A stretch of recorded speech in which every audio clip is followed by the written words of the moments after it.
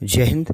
आज मेरे पास सीआरपीएफ के किसी एक जवान का फॉर्म 16 है। फॉर्म 16 का ऑपरेशन दो तरह से करेंगे। एक, पैरामिलिट्री के जवान किस तरह से अपना ITR-1 सही भर सकते हैं, और दूसरा कि इन्होंने जो फॉर्म भरा हुआ है, यानी कि इन्होंने जब मुझे अपना डिटेल भेजा था तो मैंने चेक किया तो ऑलरेडी इनका फॉर्म फाइल हो चुका है।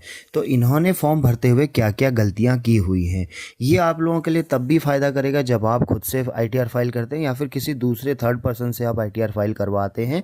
तो एटलीस्ट ड्यूटी बनती है कि आप एक बार उसको खोल कर देखें कि उसने आपके ITR में रिफ़ंड दिलवाने के लिए क्या क्या चीज़ें डाली हुई हैं, क्योंकि एक बहुत बड़ा स्कैम या फिर फ्रॉड कह सकते हैं कि लोग जब थर्ड पार्टी से अपना ITR फाइल करवाते हैं तो वो लोग आपकी पूरी डिटेल ना लेकर बहुत कम डिटेल्स में फर्जी डिटेल्स ऐड करते हैं और आपको पूरा रिफंड दिलाते हैं, जिससे एक लालच बना रहता है डिफेंस एम्प्लॉय का कि भाई 500 1000 रुपये 2000 रुपये दे के मुझे जब अच्छा खासा रिफंड मिल रहा है तो क्यों ना मैं पार्टी से ही हमेशा रिफ़ंड करवाता रहूं।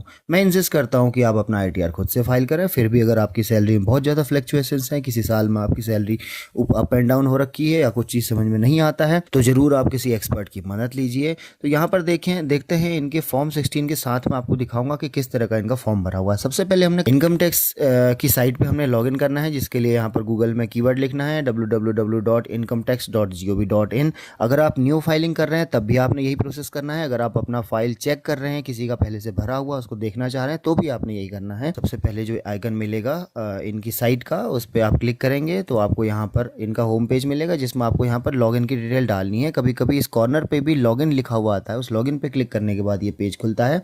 यहाँ पर आप अपना पेन नंबर और या फिर आधार नंबर डालेंगे, कंटिन्यू करेंगे। नेक्स्ट पेज में आप अपना पासवर्ड डालेंगे और पासवर्ड डालने के बाद ओके कर देंगे, तो आप अपनी आईडी से इनकम टैक्स की साइट पे लॉगिन हो चुके होंगे। यहाँ पर देखिए इन्होंने पहले से ही एक फ़ाइल भरा हुआ है, यानी ITR फाइल किया हुआ है, इसलिए फाइल रिवाइज रिटर्न लिखा हुआ आ रहा है। अभी आपने सबसे पहले क्या करना है कि यहाँ पर से अपना 26AS और AIS चेक करना है। वो कैसे चेक होता है, यहाँ से आप व्यू फॉर्म 26AS करेंगे और यहाँ से आप AIS चेक करेंगे। तो यहाँ से आपको दो चीज़ें पता चलेंगी कि आपका AIS और 26AS से आपका जो फॉर्म 16 मैच हो रहा है या नहीं हो रहा है। ये सब चीज़ें मैं तब बताऊंगा जब आपको मैं इस फॉर्म को फ्रेश भरना सिखाऊंगा। फिलहाल मैं आपको दिखाता हूँ कि इन्होंने जो फॉर्म भरा है वो सही है या गलत है। ई फाइल में जाएंगे, इनकम टैक्स रिटर्न में जाएंगे, व्यू फाइल रिटर्न पे जाएंगे। यहीं पर आपको एक और चीज़ दिखाना चाहूँगा कि अगर आप मोबाइल से ये चीज़ें चेक कर रहे हैं तो उस केस में आपको किस तरह का दिखाई देगा, मैं वो भी आपको दिखा रहा हूँ। मोबाइल में आपकी डिस्प्ले कुछ इस तरह की ओपन होगी। यहाँ पर 3 डॉट्स आएंगे, 3 डॉट में क्लिक करने के बाद आपको मेन्यू खुलेंगे। वहाँ पर भी आप ई फाइल में जाएंगे, ई फाइल में जाके इनकम टैक्स रिटर्न में जाएंगे और यहाँ से व्यू फाइल रिटर्न्स में क्लिक करेंगे। दोनों केसेस में आइकन हमेशा सेम रहते हैं। मोबाइल में थोड़ा सा वर्टिकल स्क्रीन छोटी होने की वजह से इस तरह से आइकन आते हैं, और जो लैपटॉप या PC में आपके आइकन यहाँ पर ब्लू कलर के बने हुए आते हैं ऊपर। यहाँ पर से व्यू फाइल रिटर्न में क्लिक करेंगे तो आपके पिछले सालों के जितने भी ITR भरे हुए होंगे वो सब आपको यहाँ पर इन अ रो दिखाई देंगे। 2024-25 असेसमेंट ईयर अभी चल रहा है, इसका ITR इन्होंने पहले से फाइन कर लिया है। यहाँ से आप डाउनलोड फॉर्म करेंगे तो आपको ये फॉर्म मिल जाएगा, और उस फॉर्म को जब खोलेंगे तो यहाँ पर से मैं आपको कंपेयर करके दिखाऊंगा कि क्या ये फॉर्म सही है या फिर गलत है। मैं किसी के ऊपर किसी की भावनाओं को आहत नहीं करना चाहता, मैं किसी के काम के ऊपर भी कमेंट नहीं कर रहा हूँ। मैं सिर्फ अपने सैनिक भाइयों को ये एक अवेयरनेस देना चाह रहा हूँ कि आपका फॉर्म जो है हो सकता है कोई गलत भर रहा हो, तो एटलीस्ट आप चेक जरूर कीजिएगा, या फिर आप खुद से भर रहे हैं तो बहुत ही बढ़िया है। मेरे चैनल में तमाम सारी वीडियोस हैं, देखते रहिए। बहुत ज़्यादा टाइम नहीं लगता है, हार्डली 10-15 दिन अगर आप कंटिन्यूस वीडियोस देखेंगे तो आप एटलीस्ट अपना फॉर्म आप सही भर लेंगे। तो यहाँ पर देखते हैं ग्रॉस सैलरी जो फॉर्म में डाली गई है 10,25,000, जबकि फॉर्म में जो है वो 10,32,000। अब यहाँ पर देखिए DCPS मैचिंग कॉन्ट्रीब्यूशन क्या होता है। NPS में जो भी पैसा इन्वेस्ट करते हैं गवर्नमेंट की तरफ से जो 14% जमा होता है वो यहाँ पर आता है। यहाँ पर 0 है, ये फॉर्म 16 एम्प्लॉयर ने दिया है, इनके यूनिट की तरफ से ये फॉर्म 16 है, ये यानी कि इनके रिकॉर्ड ऑफिस की तरफ से या पे एंड अकाउंट ऑफिस की तरफ से है। तो उन्होंने NPS में कुछ नहीं दिया, यानी कि इनका NPS अकाउंट नहीं है। तो पॉसिबली हो सकता है कि ये 2004 से पहले के इनरोल्ड हैं और ये जो है अपना GPF यानी PF कटवा रहे हों।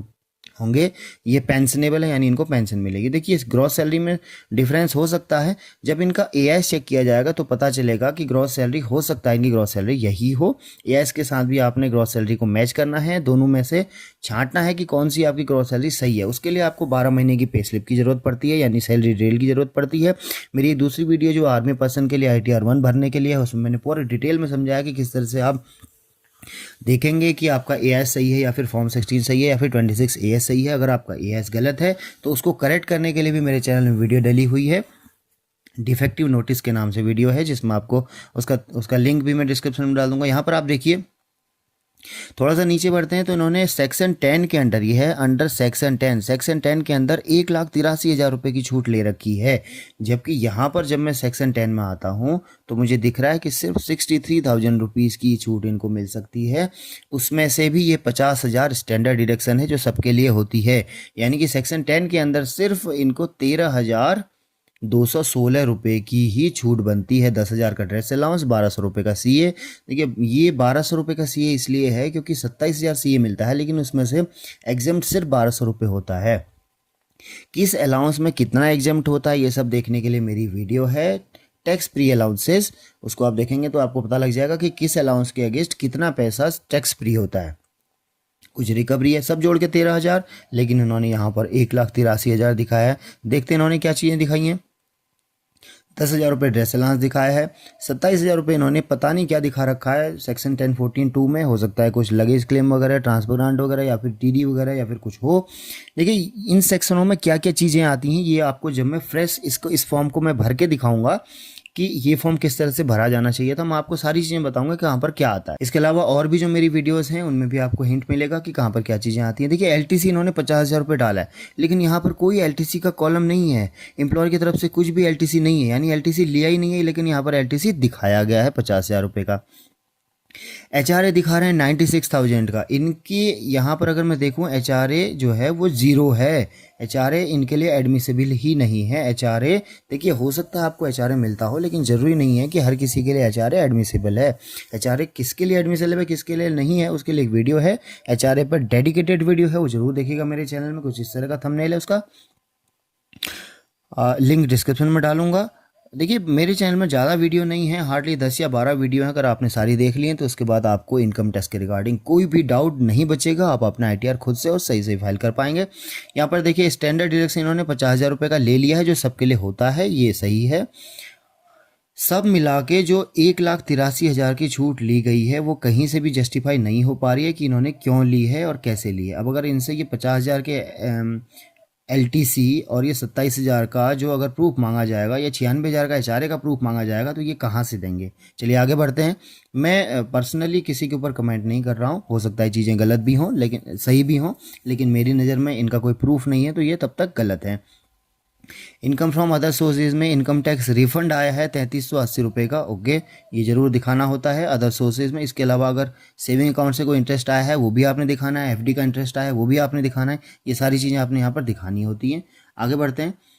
यहाँ पर अब हम डिडक्शन को अगर देखें, ये सब इनके डिडक्शन है, यानी कि डिडक्शन मतलब यहाँ पर देखिए फॉर्म 16 में आता है कि डिडक्शंस, ये सारे अलाउंसेज जो हैं, जैसे आपका GPF में वगैरह जो आप कंट्रीब्यूशन देते हैं, देखिए GPF इन्होंने सिर्फ 68,722 ही कटवाया है पूरे साल का, लेकिन यहाँ पर डिडक्शन लिया है 1.5 लाख रुपए का, बिल्कुल गलत है।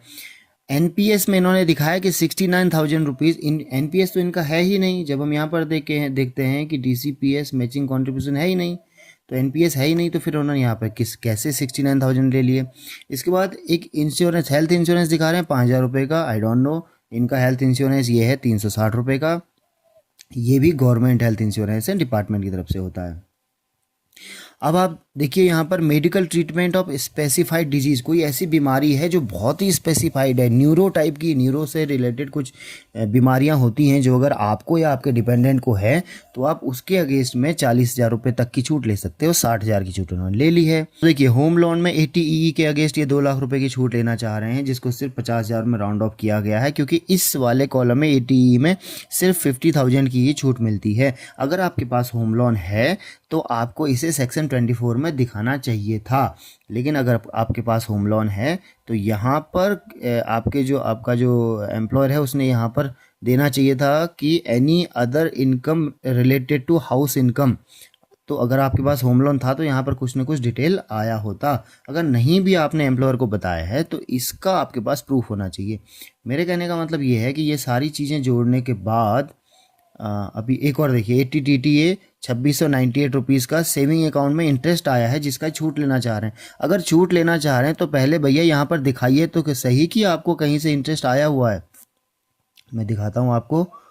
ये इनकम फ्रॉम अदर सोर्सेज में तो आपने शो ही नहीं किया कि आपको कहीं से जो है इंटरेस्ट आया है सेविंग अकाउंट में, लेकिन आप छूट ले रहे हैं। चीज़ आपको मिली नहीं है, आप छूट ले रहे हैं।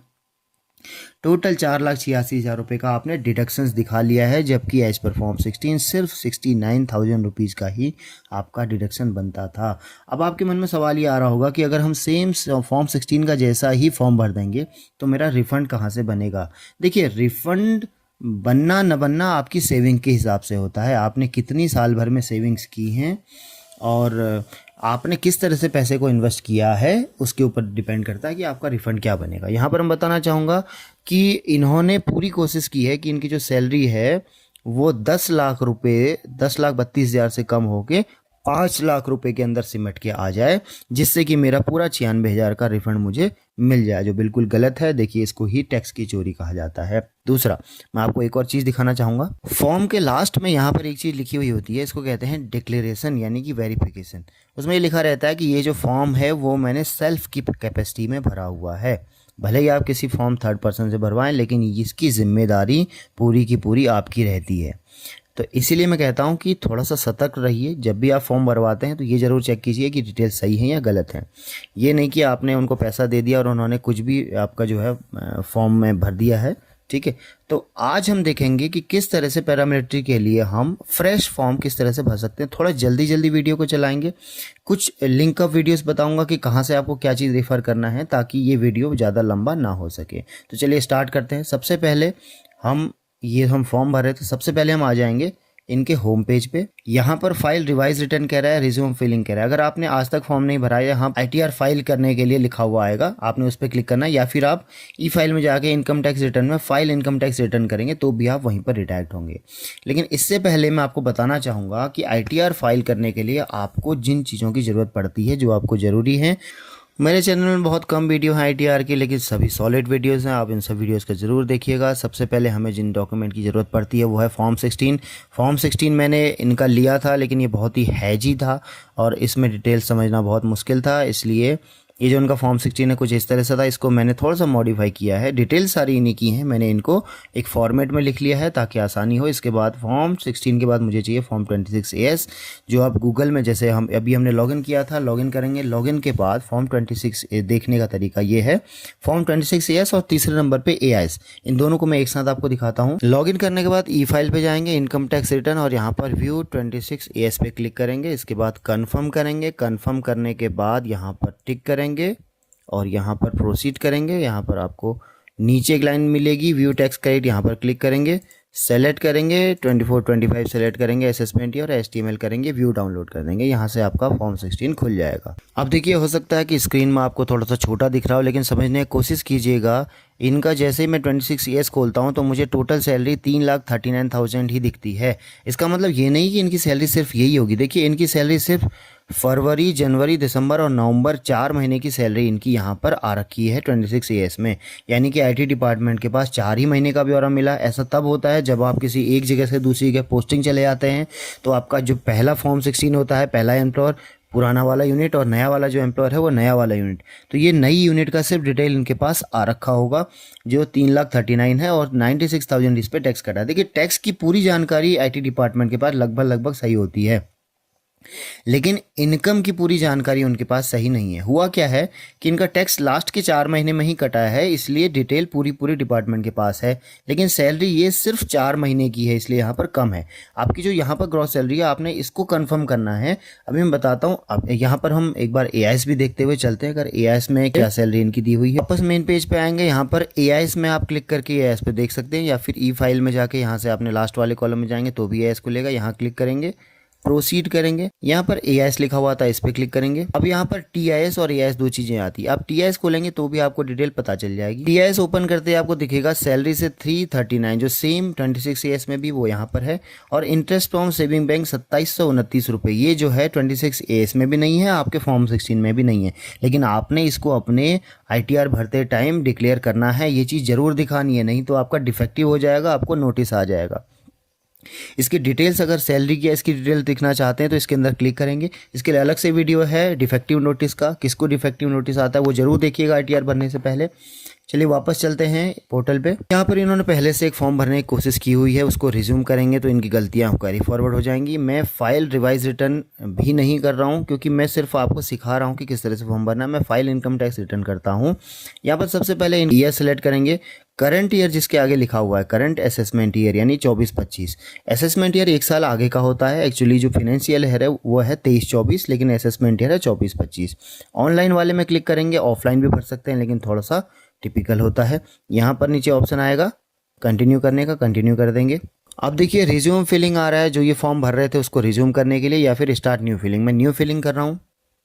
यहाँ पर इंडिविजुअल पे ही क्लिक करेंगे, डिफेंस एम्प्लॉय जो भी इंडिविजुअल की कैटेगरी में आते हैं। ITR फॉर्म आपने 1 सेलेक्ट करना है। अगर आपने इन शेयर मार्केट वगैरह में इन्वेस्टमेंट किया है तो आपके लिए ITR नहीं होगा। सैलरी के साथ शेयर मार्केट अगर आपने किया है तो आपके लिए ITR 2। अगर आप F&O में इन्वेस्टमेंट करते हैं तो ITR 3। अगर आपको लॉटरी वगैरह या फिर ड्रीम 11 से भी कुछ पैसा जीता है तब भी आप ITR 1 नहीं भरेंगे। प्रोसीड विद ITR 1 करेंगे। लेट्स गेट स्टार्टेड, और यहाँ से taxable income is more than basic exemption limit पे क्लिक करेंगे अगर आपकी सैलरी 5 लाख से ऊपर है। कंटिन्यू करेंगे। प्रीफिल डाटा के लिए एक वार्निंग आती है, आप इसको ओके कर देंगे। देखिए पूरा IT का फॉर्म सिर्फ 5 पेजेस में भरा जाता है। ये 5 पेजेस जो हैं ये स्टेप बाय स्टेप एक के बाद एक भरा जाता है। फर्स्ट वाला पर्सनल इन्फॉर्मेशन खोलेंगे, इसमें आपका जो है पर्सनल इन्फॉर्मेशन को चेक करेंगे और कुछ एक डिटेल्स डालेंगे।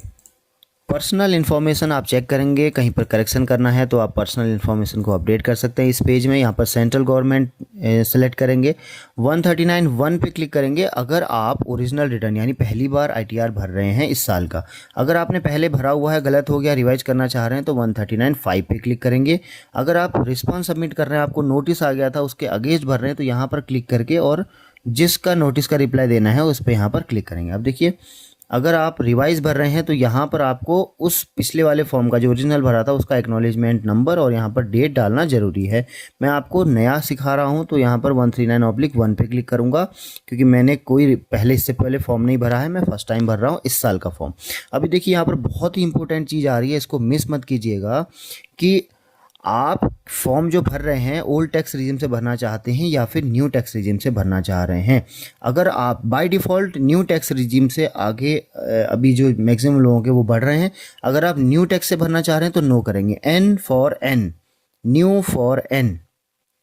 अगर आप ओल्ड टैक्स रिजिम में जाना चाह रहे हैं तो यस करेंगे। अभी देखिए इनका जो फॉर्म 16 बन के आया है वो ओल्ड टैक्स रिजिम से बन के आया हुआ है। अगर मैं वापस आपको दिखाता हूँ तो ये ओल्ड रिजिम लिखा हुआ है, और वैसे भी आप समझ जाएंगे जब आपके यहाँ पर जो फंड है उसका डिडक्शंस मिल रहा है या फिर CA का मिल रहा है या फिर ये जो ड्रेस अलाउंस है, इन सब का एग्जम्पशंस आपको मिल रहा है, छूट मिल रही है, तो आपका जो टैक्स रिजिम है वो ओल्ड है। लेकिन अगर न्यू होता तो आपको यहाँ पर कोई भी छूट नहीं मिल रही होती, पूरी की पूरी सैलरी पर सीधे सीधे टैक्स लग रहा होता, लेकिन टैक्स का स्लैब का अंतर रहता है। अभी हमने देखना ये है कि हमको किस टैक्स रिजिम से फ़ायदा होने वाला है, उसी टैक्स रिजिम से आप ITR फाइल करेंगे। उसके लिए मैं आपको वीडियो के लास्ट में बताऊंगा कि कौन से टैक्स रिजिम से आपको ज़्यादा फ़ायदा हो रहा है, उसको चेक करने का तरीका भी आपको बताऊंगा, क्योंकि बीच में डिस्टर्ब हो रहा है। अभी मैं इसको मैं न्यू टैक्स रिजिम से भर के दिखाता हूँ, क्योंकि ओल्ड टैक्स रिजिम की मेरी बहुत सारी वीडियोज़ हैं। अगर आप ओल्ड से देखेंगे तो आपको उसके वो जो वीडियोज़ हैं मेरी आर्मी के लिए बनी हुई हैं, आर्मी के फॉर्म 16 के साथ बनी है, उसमें बहुत डिटेल में समझाया गया है कि कौन सी टैक्स रिजिम में किस तरह से भरना है। मैं अभी फ़िलहाल न्यू टैक्स रिजिम से एक बार इसको आगे बढ़ के चल के देखता हूँ कि ये क्या होने वाला है। यहाँ पर बैंक डिटेल आप अपना डालेंगे, वैलिडेटेड होना बहुत ज़रूरी है, वैलिडेटेड नहीं है तो आपका जो है रिफ़ंड वो नहीं आएगा। देखिए यहाँ पर एक नोटिस दे रहा है, your return is already submitted, please file revise return. बीच बीच में कहीं पर कुछ वार्निंग आती रहती है, आपने वार्निंग को देखना है, समझना है और उसके अकॉर्डिंग काम करना है। ग्रॉस टोटल इनकम का जो पेज है इसको ओपन करूँगा। इसमें यहाँ पर एक क्वेश्चनरी का पेज आता है जिसमें आपसे जितनी भी डिडक्शंस एग्जाम्शंस आपको मिलने वाली हैं उनके बारे में यहाँ पर आपको फिल करने के लिए बोला जाता है। अगर सेक्शन 10(14)(1) में आपको कुछ मिलने वाली है एग्जाम्शंस तो यहाँ पर यस करेंगे, उसके अगेंस्ट यहाँ पर अमाउंट डालेंगे। अब प्रॉब्लम ये होती है, लोग कंफ्यूज ये होते हैं कि भाई यहाँ पर मैं क्या भरूँ, ये 10(14)(1) ये क्या है। तो देखिए ये मेरी वीडियो है टैक्स फ्री अलाउंसेस की, ये थंबनेल है, लिंक डिस्क्रिप्शन में मिलेगा। इस वीडियो को जरूर देखिएगा, इसमें आपको सब कुछ पता चलेगा कि 10(14)(1) में क्या क्या आता है। जैसे आपका ड्रेस अलाउंस है, आपका ट्रैवलिंग अलाउंस है, ट्रांसपोर्ट अलाउंस है, लगेज क्लेम है, ये सारी चीज़, हेल्पर अलाउंस है, ये सारी चीज़ें 10(14)(1) में आती हैं। ऐसे ही 10(14)(2) में क्या आता है, इसमें आते हैं आपके फील्ड के अलाउंसेस। जैसे आप रिस्क अलाउंस ले रहे हैं या फिर आप सीए ले रहे हैं या फिर आप कोई जैसे कई सारे अलाउंसेस होते हैं जो स्पेशली डिफेंस एम्प्लॉय को मिलते हैं। लेकिन ये कहाँ से आप समझ पाएंगे, ये इस वीडियो में आप देखेंगे तो आपको पता चलेगा कि किस सेक्शन में क्या चीज़ें आती हैं। मैं फ़िलहाल इसको स्किप करता हूँ, आप इनके अगेंस्ट पैसा भरेंगे, सारी की सारी इसके अंदर जितनी चीज़ें आती हैं सबका पैसा जोड़ के यहाँ पर लिखेंगे। लेकिन न्यू टैक्स रिजीम में आपको पहले समझना होगा कि किन किन चीज़ों पर छूट मिलती है, किन पे नहीं। तो मैं यहाँ पर कंफर्म कर दूँ कि न्यू टैक्स रिजीम में आपको सिर्फ और सिर्फ एनपीएस में छूट मिलती है।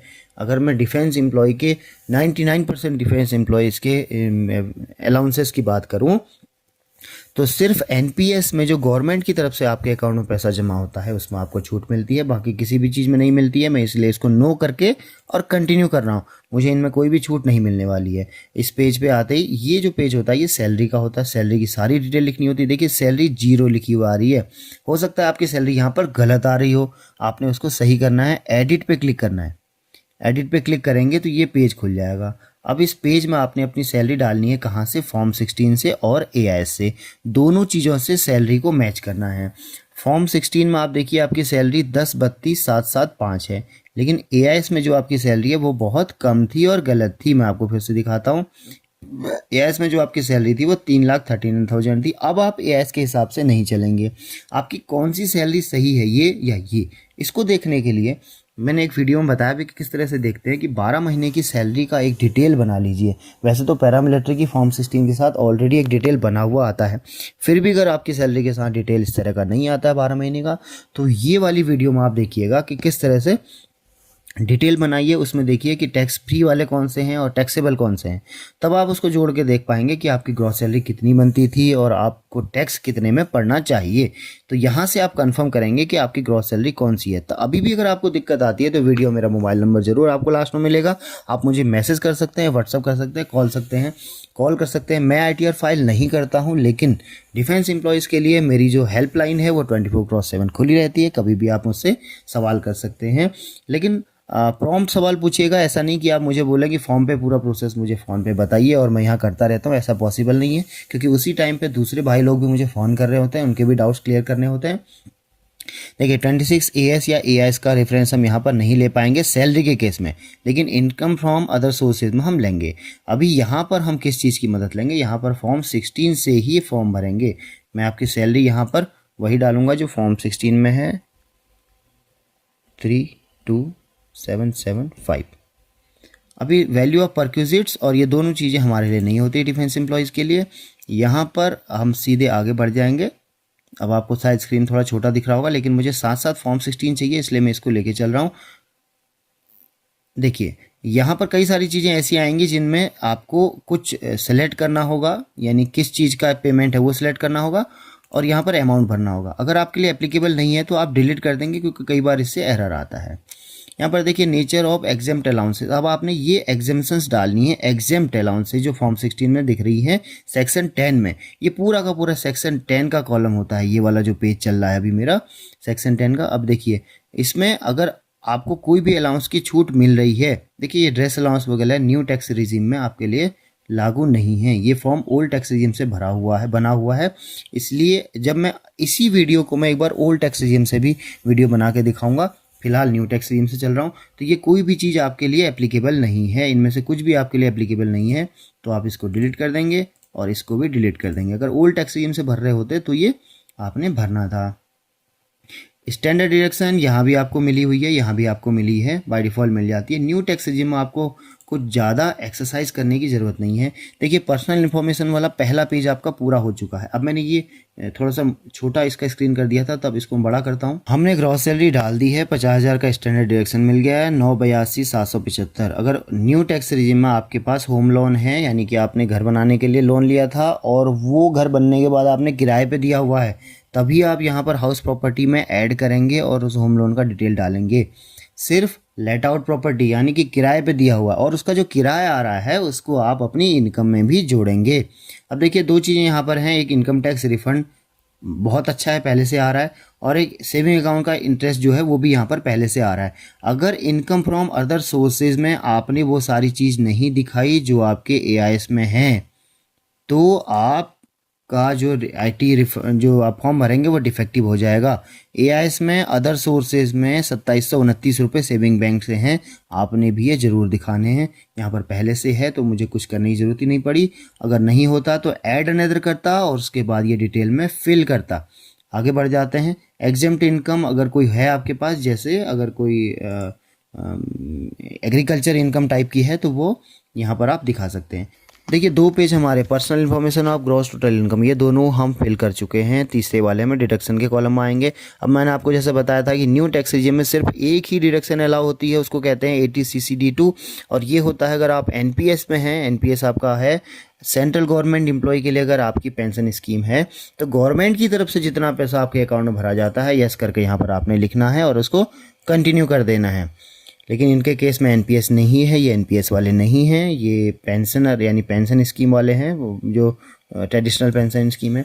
देखिए यहाँ पर आप सारे के सारे ये जो हैजी हो रखे हैं, यानी कि ये सब फेडेड हैं। सिर्फ एक 80CCD2 जो है वो यहाँ पर एक आप फिल कर सकते हैं, जैसा कि बाकी सारी एग्जेम्पशंस होती ही नहीं है न्यू टैक्स रिजीम में। कंटिन्यू करेंगे। टोटल डिडक्शन वाले पेज में आपको कुछ भी डिडक्शन नहीं मिली, जैसा कि न्यू टैक्स रिजीम है।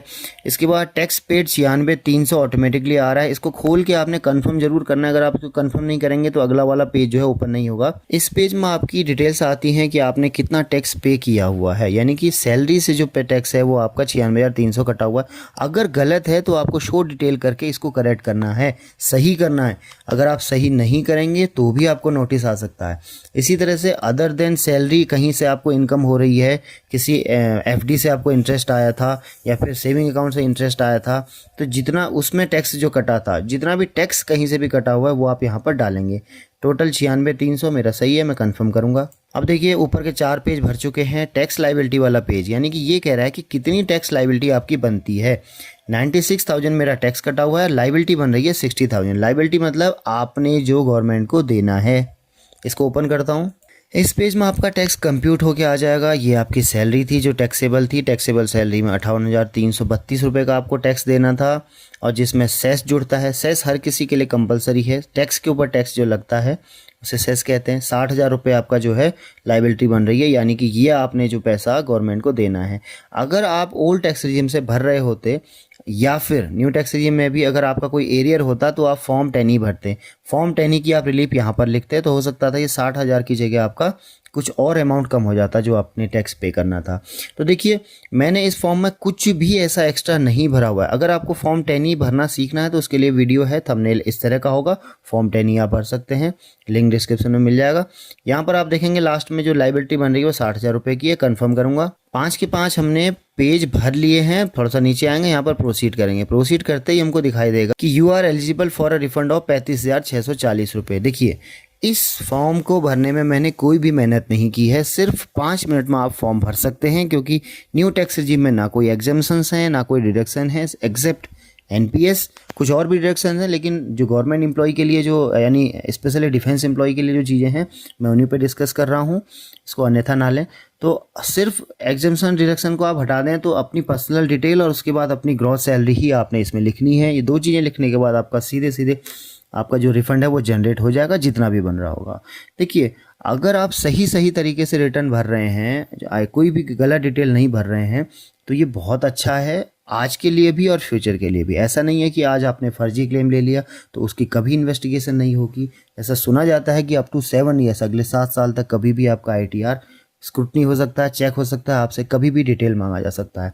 कई सारे दोस्त, कई सारे सैनिक भाई मुझे फ़ोन करते हैं कि सर हमने किसी और से भरवाया था, नोटिस आया है, और नोटिस भी 136/6 के अंडर आया है, जिसमें 7 दिन के अंदर आपको सारे प्रूफ जमा करने होते हैं, मेल करने होते हैं या फिर फिजिकली प्रोवाइड करने होते हैं। अगर आप 7 दिन के अंदर उन चीज़ों का प्रूफ नहीं प्रोवाइड कर सकते हैं तो फिर आपको 500 रुपीज़ पर डे के हिसाब से तक पेनल्टी इम्पोज की जा सकती है। तो इन चक्करों पढ़ने के बजाय आप अपना फॉर्म सही सही भरिए। मैं कहता हूं कि टैक्स की चोरी मत कीजिए। उससे पहले मैं कहता हूं कि आप टैक्स को समझिए। समझाने के लिए मैं हूं, मेरी वीडियोस देखिएगा। कोशिश करता हूं कि ऐसी वीडियो बनाऊं कि जिसको देख के आपका कोई डाउट ना रहे। तब भी कोई डाउट रहता है मेरे चैनल में आप कभी भी मुझे कमेंट कर सकते हैं वीडियोस में, या फिर व्हाट्सएप में मुझे या फिर मुझे पर्सनली फ़ोन कर सकते हैं। नंबर मेरा हर वीडियोस में लिखा रहता है। अगर किसी वीडियो में छूट जाता है तो दूसरी वीडियो में ज़रूर क्रॉस चेक कीजिएगा कि मेरा मोबाइल नंबर ज़रूर रहेगा। प्रीव्यू रिटर्न करेंगे, यहाँ से आपका पूरा रिटर्न दिखाई देगा कि किस तरह से आपने भरा हुआ है। इसके बाद हार्डली एक या दो स्टेप्स होते हैं जो तमाम सारी वीडियो में बताए गए हैं। ये वीडियो बहुत लंबी हो गई है। लास्ट में आपने ई-वेरीफाई करना होता है, अपना OTP देकर ई-वेरीफाई करें। इस फॉर्म को मैं आगे नहीं बढ़ाऊंगा क्योंकि ऑलरेडी इन्होंने अपना एक फॉर्म भरा हुआ है, अभी इनका रिवाइज भरा जाना है। मैंने आपको सिखाने के लिए सिर्फ इसमें ITR 1 का फ्रेश फॉर्म का प्रोसेस किया था। आज की वीडियो को यहीं समाप्त करूंगा। कोई भी डाउट होने पर ज़रूर मुझे फ़ोन करें, मैसेज करें, कमेंट करें। चैनल को सब्सक्राइब करें, अपने सैनिक भाइयों के साथ, अपने दोस्तों के साथ, कलीग्स के साथ इस वीडियो को शेयर करें ताकि उनको भी ये समझ में आए कि अवेयरनेस कितनी ज़रूरी है। वो भी किसी धोखे से बचे रहें, अपना नुकसान ना करें। ग्रुप्स में शेयर कीजिएगा, लोगों को लिंक शेयर कीजिएगा। यही आपकी तरफ से मेरे लिए सहयोग रहेगा। आज की वीडियो को यहीं समाप्त करूंगा। आपका दिन शुभ हो।